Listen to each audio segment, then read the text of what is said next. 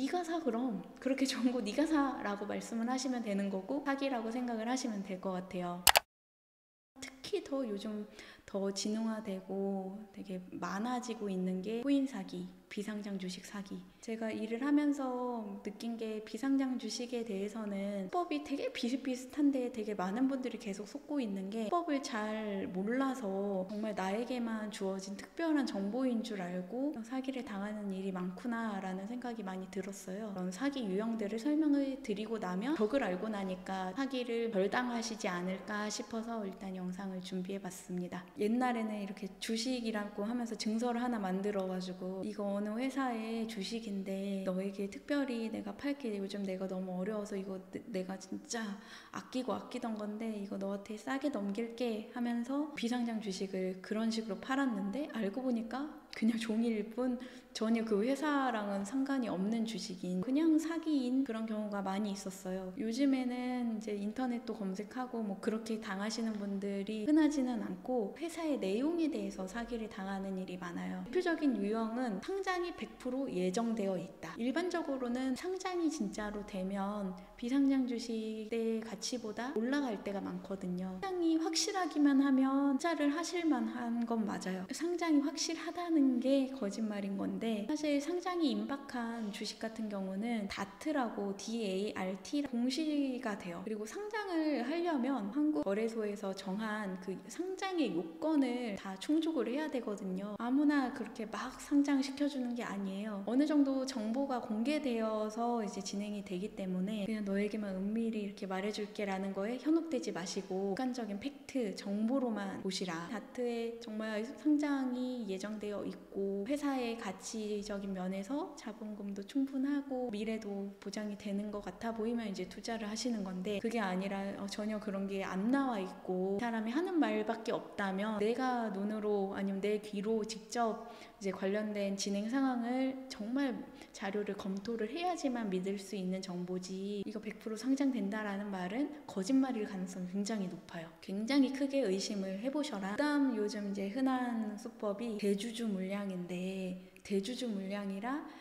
원래 비상장 주식 가격이 이 정도인데 특별 세금 혜택, 할인 혜택 이런 게 들어가서 되게 싸게 지금 풀렸다. 원래는 이 가격에 못 사는 주식인데 빨리 사라 이렇게 얘기할 때가 있어요. 주주 평등의 원칙상 사실 대주주라고 해서 할인 혜택 이런 게 있을 수 없거든요. 그 말을 한다는 것 자체가 사기니까 크게 의심을 가지셔야 되고 그냥 상식적으로 생각을 해보세요. 상장이 예정이 되어 있고 아니면 대주주 물량이라 너무너무 싸게 나왔고 금매보 뭐 이러면은 나한테 말을 전하는 사람이 사서 무조건 100% 버는 상황인데 왜 팔겠어요. 이건 빚을 내서라도 그 사람이 본인이 사서 본인이 이득을 누리겠죠. 왜 남에게 그렇게 팔겠어요. 딱 네가 사 그럼. 그렇게 좋은 거 네가 사라고 말씀을 하시면 되는 거고 사기라고 생각을 하시면 될 것 같아요. 지금 공모주 청약을 받고 있다 이렇게 또 사기를 치시는 분들이 있는데 공모주 청약 하면은 뭐 인터넷에서 그거로 막 대박난 따따블이 됐다 막 이런 뉴스가 나오니까 그냥 좋은 건가 보다라고 생각하고 주식 구매하시는 분들이 있는데 사실 공모주 청약은 증권사에서만 할 수 있는 거거든요. 이렇게 쉬쉬하면서 개인과 개인이 할 수 있는 게 아니니까 사기다. 또 요즘에 워낙에 다들 똑똑하시니까 그 사기 수법도 진화해서 나오는 게 불안하시죠? 원금을 보장해드립니다. 만약에 지금 1,000원에 팔았는데 1,000원 이하가 되면은 제가 주식 다시 사올게요. 한마디로 원금 보장됩니다. 원금이 보장돼서 전혀 리스크가 없는 것처럼 그렇게 판매하는 경우가 굉장히 많아요. 원금 100% 보장은 아니더라도 뭐 80%라든지 주식 매수 청구권을 부여한다든지 결론적으로는 다 이제 위험이 없다는 것처럼 하는 건데 그 돈으로 이제 주식을 다시 환불을 해준다면 당연히 좋겠지만 그 계약을 체결한 당사자가 전혀 자력이 없는 빈털터리거나 교묘하게 이름을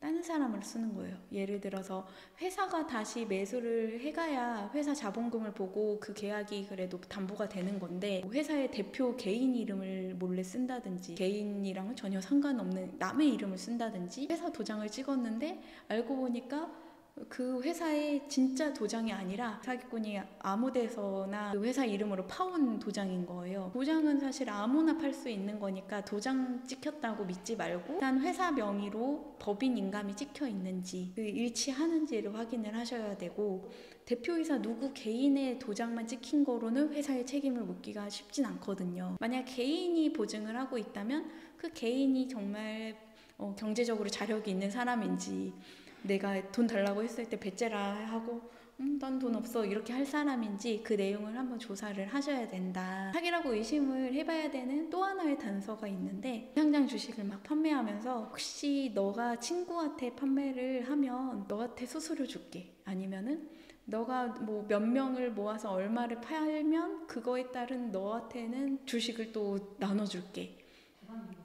다단계. 사실은 다단계예요. 그렇게 진행되는 거는 사기라고 보셔야 돼요. 정말 좋은 주식이면은 친구 데리고 온다고 뭐 더 안 줘도 충분히 잘 팔리거든요. 그렇게 영업하면서 막 나눠줄 정도로 주식이 막 판매해야 되는 거면은 이상한 주식이에요. 사기를 예방하려면 내가 주식을 이제 거래를 할 때 그 주식 가지고 있는 사람이랑 어쨌든 거래를 할 거 아니에요. 회사가 될 수도 있고 아니면 회사로부터 구매를 한 주주일 수도 있고, 그 사람이랑 직접 거래를 하는 게 좋아요. 중간에 그 비상장 주식 브로커들이 껴서 내가 대주주로부터 물량 받아왔다 하면서 뭐 도장만 찍고 왔다 갔다 할 때가 많거든요. 대주주는 나는 그냥 내 주식을 브로커가 팔아준다고 해서 넘겨준 게 다야 라고 얘기하고, 브로커는 대주주가 이거 상장된다고 해서 나는 그 정보 듣고서 그 말 믿고서 한 거예요. 그렇게 서로 미루면은 내가 대화를 대주주랑은 하지 않았으니까 대주주를 고소하는 게 또 쉽지는 않고, 이 브로커들이 진짜로 대주주한테 그런 말을 들었는지 나는 사실 알기 어렵잖아요. 이래저래 고소가 쉽지 않을 때가 있어요. 아예 대주주랑 직접 계약을 체결하면서 대면 거래를 하자고 하세요. 뭔가 피하고, 브로커도 온라인으로만 계속 이렇게 하지 막 만나서는 절대 정보를 내가 누구를 통해서 어떻게 하고 있는지 연락처도 모르고 이름도 모르게 한다 하면 일단은 팔자마자 도망갈 사람이니까 그것도 한번 의심을 해보시면 좋아요. 이런 사기 유형들이 있으니까 이렇게 하면은 사기를 당할 수 있다는 거를 계속 생각하시면서 좀 조심을 하시면 좋을 것 같고, 그런데도 사기를 당했다, 그래서 이제 이거를 찾아야 된다 하면은 일단은 빠르게 움직이셔야 돼요. 모든 사기 사건은 빨리 움직여야 돈을 그나마 받을 수 있고, 먼저 고소해야 그나마 합의금을 막 받을 수가 있어요. 내가 딱 사기 당했다고 인지하자마자 바로 고소 그리고 가압류적인 절차를 좀 들어가시는 거를 추천드립니다.